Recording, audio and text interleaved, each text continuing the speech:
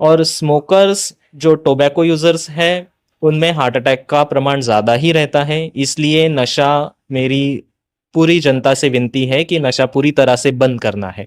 बहुत लोग कहते हैं कि हमने कम कर दिया, लेकिन ऐसा नहीं है। वो थोड़ा भी किया तो उसका परिणाम शरीर पे होता ही है, उसका फायदा कुछ नहीं होता। इसलिए नशा पूरी तरह से बंद करना है। भुसावल का ये रिदम हॉस्पिटल विख्यात है हृदय के सारे चिकित्सा 2D को स्ट्रेस टेस्ट से एंजियोग्राफी के साथ हृदय के सारे विकारों इलाज, जैसे कि हार्ट अटैक से लेकर कार्डियक आईसीयू यूनिट से लेकर एंजियोप्लास्टी और कार्डियक सर्जिकल यूनिट और डायलिसिस तक सारी सुविधा देने वाला भुसावल का ये सुप्रसिद्ध हॉस्पिटल।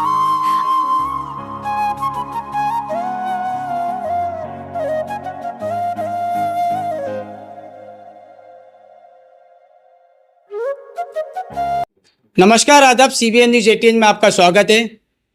दोस्तों, हेलो डॉक्टर के तीसरे एपिसोड में आपका बहुत बहुत स्वागत है।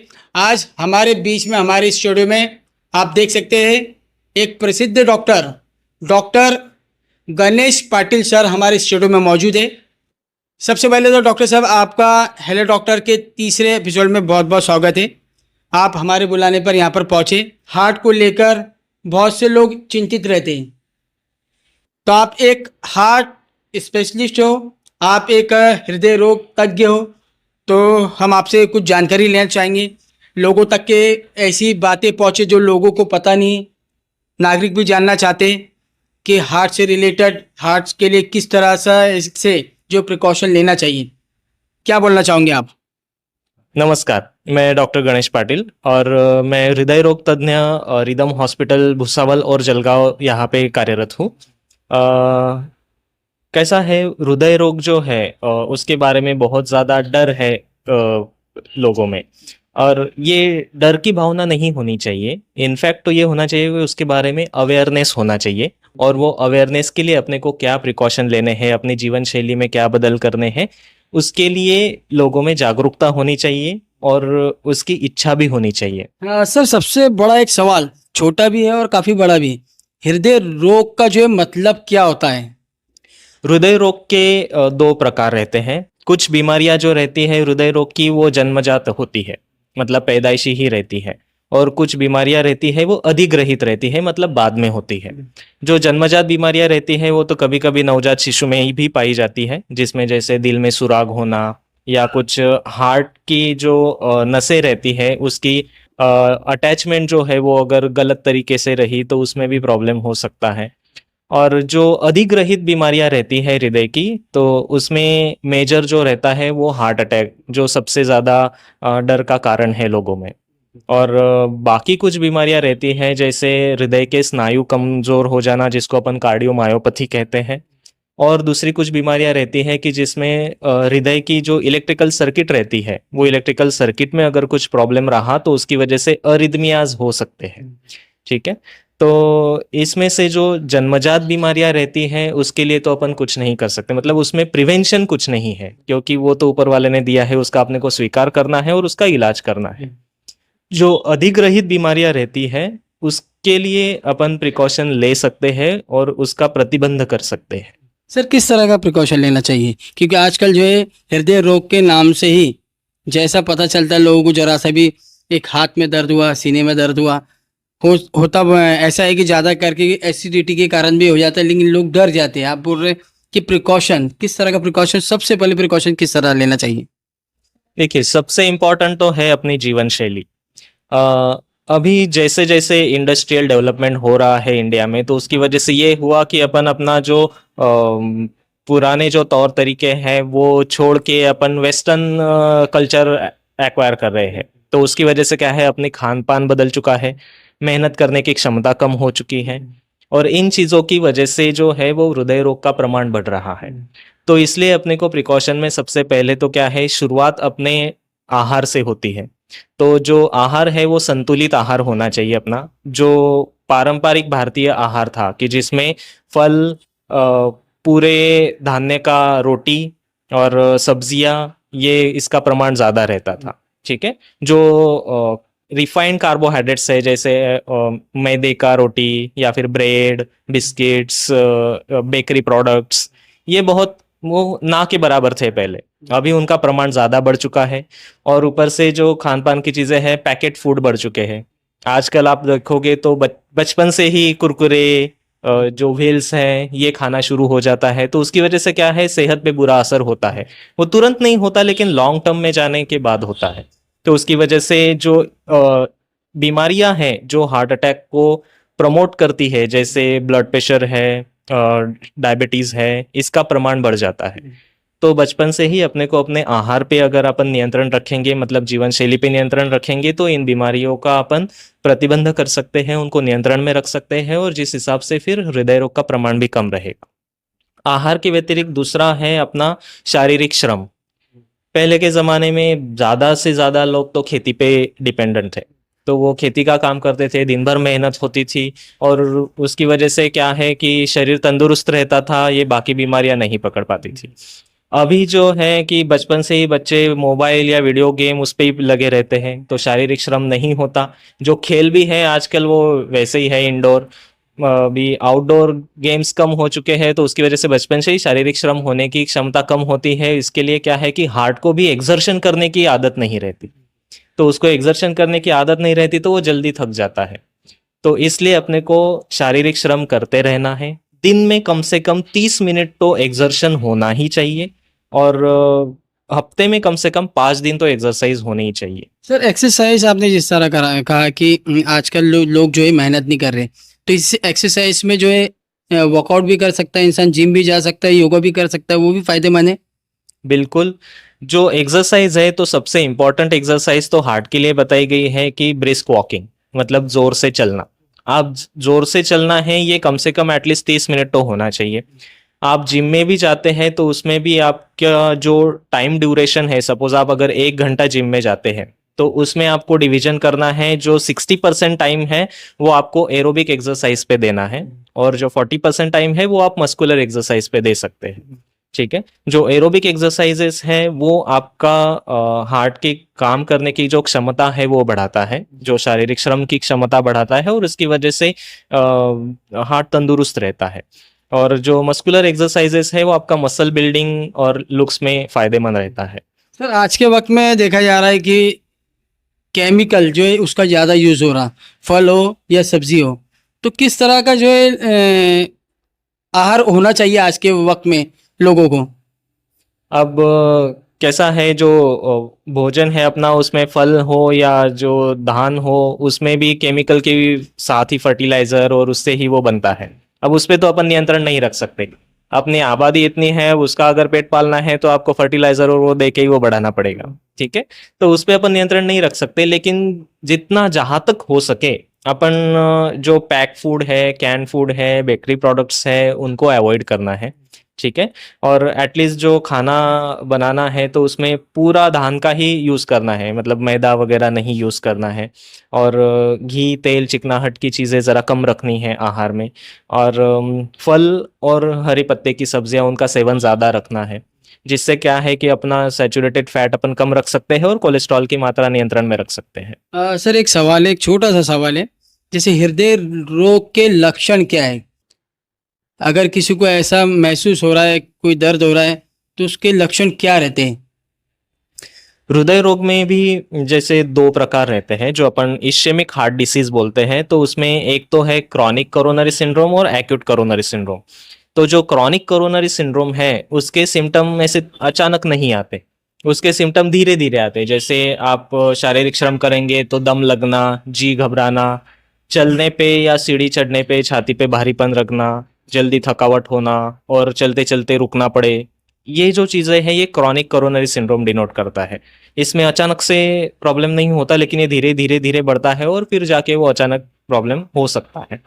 जो एक्यूट कोरोनरी सिंड्रोम है तो उसमें अचानक से समस्या आती है। अचानक से पेशेंट को छाती के बीचों बीच दर्द होने लगता है, उसके साथ घबराहट, पसीना। वो दर्द जो है वो यहाँ से सीने के सेंटर में स्टार्ट होता है, वहाँ से वो लेफ्ट शोल्डर, बैक, अपना लेफ्ट आर्म का इनर साइड और जॉ तक जा सकता है। ये जो पेन है ये ऐसे फिर रिलीफ नहीं आता जब तक आप कोई इलाज ना करे तब तक। और ये एक्यूट कोरोनरी सिंड्रोम ही है जिसको अपन हार्ट अटैक कहते हैं। और इसमें अचानक ब्लड प्रेशर और हृदय की गति जो है वो कम ज़्यादा हो सकती है और उससे जान को भी खतरा रह सकता है।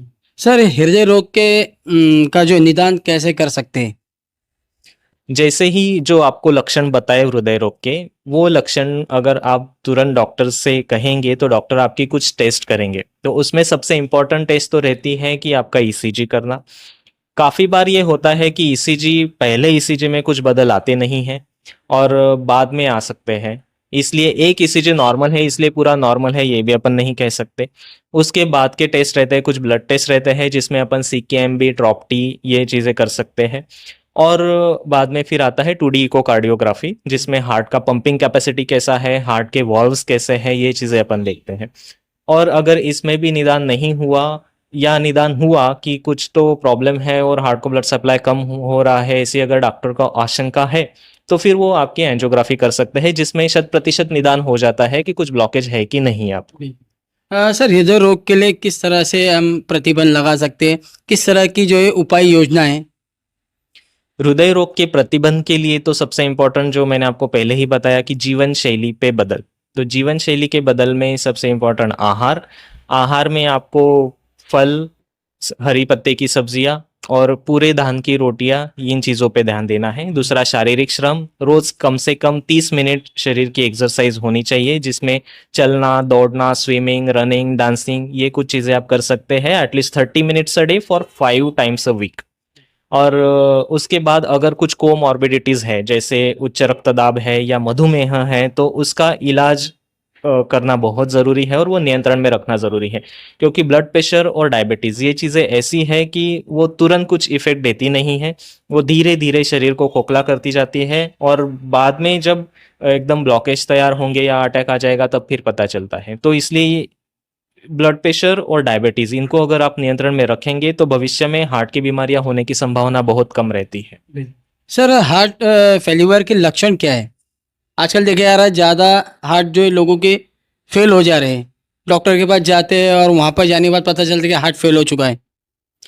हार्ट फेल्योर का कारण तो सबसे इम्पोर्टेंट है हार्ट अटैक।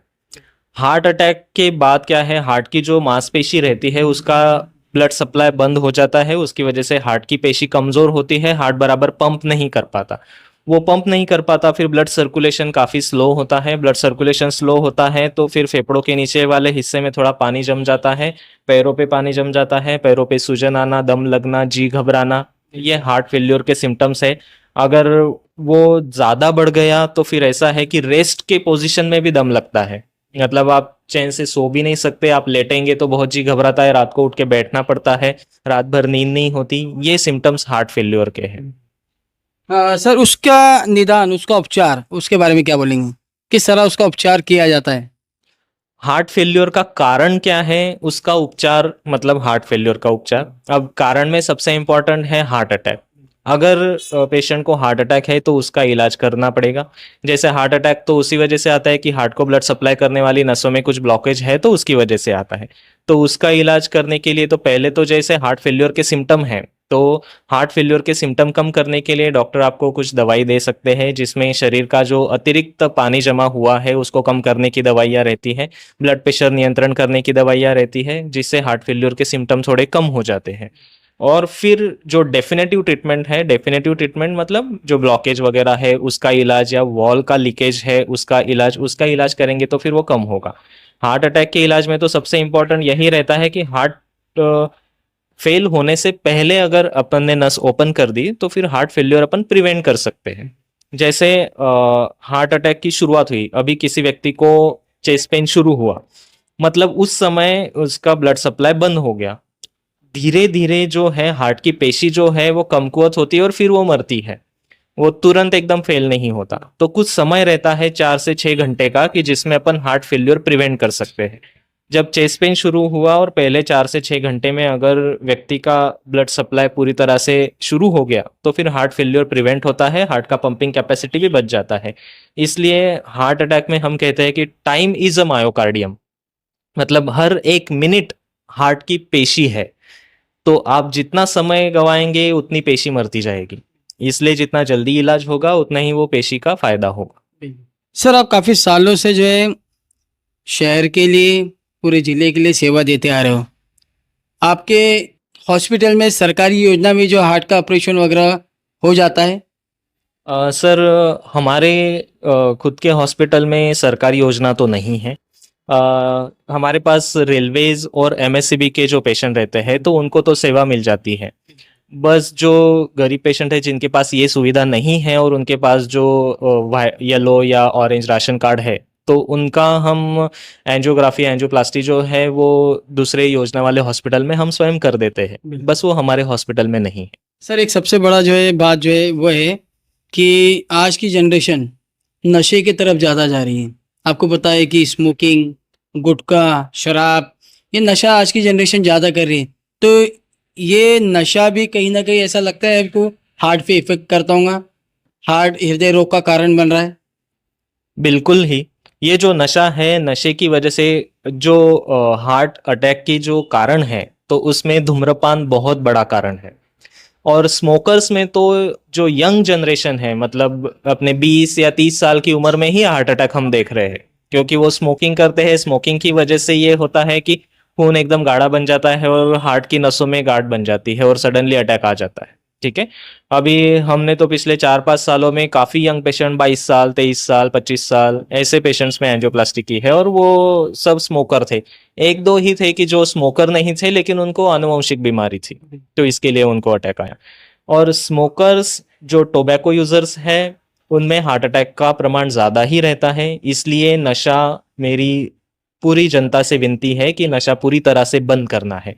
बहुत लोग कहते हैं कि हमने कम कर दिया, लेकिन ऐसा नहीं है। वो थोड़ा भी किया तो उसका परिणाम शरीर पे होता ही है, उसका फायदा कुछ नहीं होता। इसलिए नशा पूरी तरह से बंद करना है।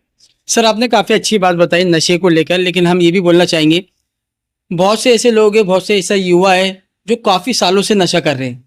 आपका ये बोलना है कि वो नशा अगर बंद करते तो ये उनको जो हार्ट से रिलेटेड जो बीमारियां वो नहीं होंगी।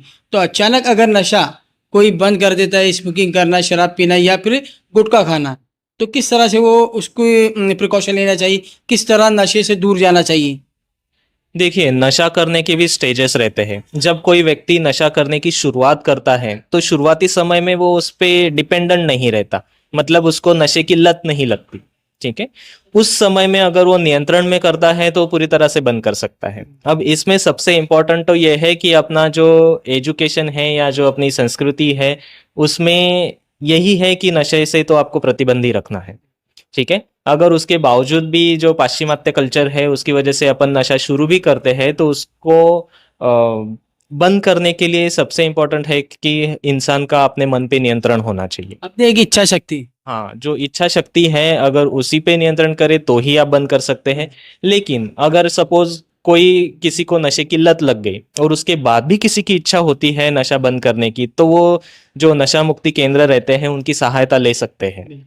सर, ऐसा जैसा कोई नशा कर रहा है उसको कम भी करते करते करते भी वैसा नशा कम हो सकता है, उसकी लत को छोड़ सकता है? मेरे अनुभव से तो मैं आपको बताता हूँ कि जो इंसान कहता है कि हम कम कर रहे हैं वो बंद कभी नहीं करते। ठीक है। तो जो बंद करता है वो एक दिन में बंद करता है। और स्पेसिफिकली हमने देखा है कि जो स्मोकर्स रहते हैं एक बार उनको हार्ट अटैक आ जाता है तो बंद हो जाता है और वो एक दिन से बंद हो जाता है। लेकिन जिनको स्मोकिंग की वजह से फेफड़ों की बीमारी होती है वो तुरंत बंद नहीं करते। वो हमेशा यही कहते कि हमने कम किया और सालों तक चालू ही रहता है। एक चीज मैं और आपके दर्शकों को बताना चाहूंगा कि काफी बार ये रहता है कि कुछ चीजें अपने हाथ में नहीं रहती। जैसे हार्ट फेल्योर अगर डेवलप हो गया तो काफी बार हम ये कहते हैं मरीजों को कि अभी हार्ट का पंपिंग कैपेसिटी है जो काफी कम हो चुका है और अभी इसका अपने को स्वीकार करना पड़ेगा, ये अपने कंट्रोल के बाहर जा चुका है। तो ऐसी स्थिति में बस अपन पेशेंट को कम से कम तकलीफ हो ऐसी दवाइयाँ देंगे, लेकिन जो बीमारी है उसके साथ ही जीना पड़ता है। ये भी होता है जब ये हाथ के बाहर चली जाती है। तो इसीलिए एक बार तो ये है ही कि सारी चीजें अपने हाथ में नहीं रहती और फिर अपने को ऊपर वाले पे भरोसा रखना पड़ता है और जहां दवा नहीं दुआ ही काम करती। सर, सबसे पहले हम आपका आभार व्यक्त करना चाहते हैं कि आप हमारे स्टूडियो में पहुंचे और आप हमारे इस एपिसोड का हिस्सा बने। मैं सीबीएन न्यूज़ 18 और आप मिस्टर मजहर शेख और अजहर शेख दोनों का ही धन्यवाद अदा करता हूँ कि आपने मुझे यहाँ पे बुलाया और जनता को कुछ अवेयरनेस करने का मौका दिया। ये थे हमारे बीच में डॉक्टर गणेश पाटिल, जिन्होंने काफ़ी अच्छी जानकारी दी। हम भी आपको बोलना चाहेंगे कि सर काफ़ी सालों से कार्यरत है, जलगांव जिले में अपनी सेवाएं दे रहे हैं और बहुत अच्छा उन्होंने हमें गाइडेंस करा। आगे की जानकारी के लिए आप हमारे साथ बने रहिए और देखते रहिए CBN news 18। Hello everyone, do you want to improve your child's grammar, spoken English and writing skills? We offer the best English tuition classes in Bhusawal at AK Tuition Classes. Our expert teacher will help your child enhance their grammar and overall English skills. Subject as boards covered. Class for standard 1st to 10th. Covers CBSE, ICSE and State Board syllabus. Personalized attention for every student. Special information. Location Millat Nagar Kifayat Masjid Bhusawal, flat number 1. Mobile number 9764589959. I repeat 9764589959. Call or WhatsApp anytime. Special offer. Enjoy 5 days of